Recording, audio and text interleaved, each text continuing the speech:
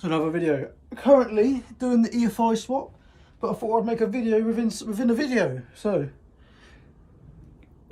as you can tell by the title, we're changing bars today. So we're changing these ugly, horrible, uncomfortable, worst bars in existence, little like horseshoey U things that make you ride with like your your shoulders by your eardrums. Alright, this horrible, disgusting riding style for some nice Rentfalls. Ah, lovely jubbly, absolutely lovely. Right, and to go with these golden red Rentfalls, it's going to be a bit of a weird colour scheme because we're using what we've got. Obviously, these stock levers, they're horrible and shit. So I've taken off of the nice chopper build, which is currently down here in its glory. I have taken back my grips because they actually are very comfortable grips. There's my grips, and that's one lever. That's the clutch lever, and then there's the front brake lever.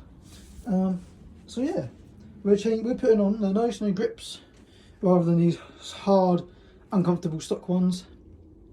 I need to take these off anyway. I need to take off all the switch gears and all that because EFI has different ones. So I'm also going to be taking off the clocks, but that's not really important for this video. There's two bolts there that look like that do the job. That's literally all it looks like it to be held on by. So they look like 8 mils. So get an 8 mil. Take those off. Boom, they're off. Just make sure everything's disconnected, as in like cables and speedos and the rev one. It's not tachometer cable, but yeah, let's get straight into it, I guess. Before I go ahead and do that, I just want to kind of just say this quick. If you are just changing bars and you're keeping all the original things, I will try and talk you over that, because obviously I'm doing something different. I'm literally just these whole bars are just coming off. I'm not even going to bother taking any of the stuff off because it's all getting changed anyway. So I'm just going to put these on. But if you are just changing them, it's the same sort of process. So what you do is you'd undo this one 8 mil bolt, and this would slide off. Obviously you've got to take the grip off first. And on this one, it'll be 2 Phillips or cross-headed screws. They'll normally be in the diagonal, but these ones seem to be underneath each other. So you can see there's one here, one here. You undo them, you gently take this up, you'll undo your throttle cable, and that will all slide off. For the master cylinder, again, 2 8 mils, you undo this little bracket, that will pop off, and then you can just kind of fold it over the front of the speedo, or just over the front. And then what you'll do is you'll put your new bars on, you'll slide your grip and that on first, because sometimes they don't have the stretch. So when you actually bolt it all up and then you go to do it, it doesn't actually reach. So always slide that all on first and do that up first, then put the bars on. Well, obviously for me, it doesn't really matter too much, but I'll go over it when I get there again anyway, just so the people at home that are not getting completely new stuff, you can still kind of follow along as I'm doing now. Sorry about the noise. My heater is on because obviously we've got power in the shed. But yeah, it's freezing, so I've had to close the door again, put my jumper back on. Yeah, I put the seat just like roughly where it would be. Like, well, that is where it would be, like right here. Just to sit on it, just to see, you know, where the bars are, how they feel, and they feel so good. I cannot wait to ride this. I really cannot wait to ride this. This looks sick. Look how wide they are as well. This is going to feel so nice to ride, so comfortable. Oh, obviously I can just slip this on and off, and I know that my switch gears, or whatever you call them, the little control systems, I know that they just clip on with screws, so I can put them on. I'll probably have to mark out holes. There's already pre-drilled holes, but they might not be in the right place. And then I also need to put my other grip on, but I'm going to do that last. Right now, I'm going to take the clocks off because we are going to be putting on the lovely jubbly Yamaha clocks. Now, unfortunately, my they're on the floor now, but unfortunately, I don't know if you can see that it's the little screen at the bottom smashed, but that shouldn't be an issue as long as all the lights still work. I think they do, but I'm not too fussed about this being broken at all, as long as they work. But I'm pretty sure they work.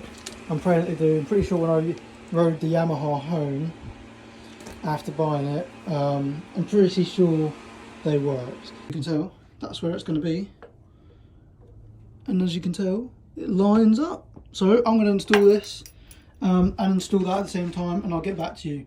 Should have really realised what percentage I was on before I started making videos, but I'm just going to have to speed myself up. So yeah, I'll see you in a minute. And there you have it, guys. So ignore that because I haven't wired it in yet, but there are the YBR clocks, and there's the YBR ignition barrel. I reckon a treat. It's fucking solid, everything's solid. Well, these are a bit wibbly, but I think that's just gonna happen because there's just the amount of points I've done up as hard as I can. The other one's jiggled a little bit as well, so it might be a thing that happens, but there you go. They're all on. Ignition barrel's on. Bars are also on. That slight shaking is the mudguard, I believe. Yeah. Oh, absolutely beautiful. So now it's things like the gear, those. See, with these, I'm not gonna be like bleeding all the brakes and putting the clutch lever and all that together. I'm just gonna install them onto the bars. One, because I still need to go through all of this with wiring looms and all that. And two, you can do that by yourself. If you can take it off, you can put it back on. So I'm going to put these on there, show you kind of how the finished look is, and yeah, get on with it. So a couple of things I forgot to mention. When you are putting your levers back together, make sure that they're going up the right way. So they have an arrow saying up on them. Make sure they're up. And unfortunately, I couldn't use the little clip things that I wanted to use. I think they might still be in. I don't actually know where I put them. But because if you look here, where it actually seats onto there and there, these ones have pretty much little to no gap, right? The other ones had a fat gap, and I could use them if I got a Dremel and like Dremeled like this bit down, like on the clip, but I can't be asked to do all that, so there you go, I'm back on. But that's it for this. If you want me to do a wiring video on how you wire it all up, let me know. That's just how to install it. It's on the bike, it's done.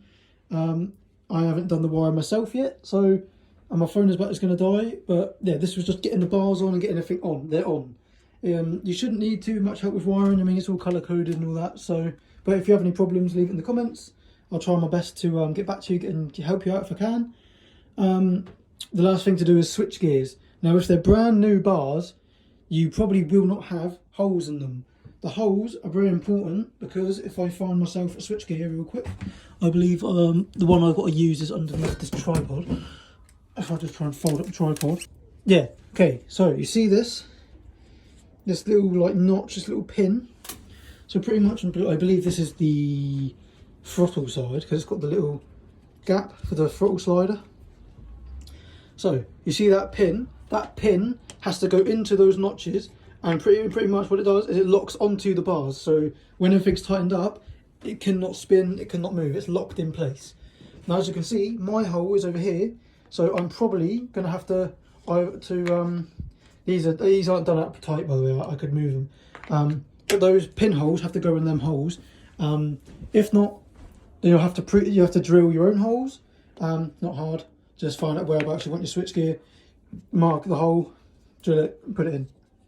Just make sure that when you do, you measure the size of your pin, because if you make the hole too big, then it's gonna rattle around and it's gonna jiggle and it's gonna be nothing. You want this to be a snug, tight fit in these holes.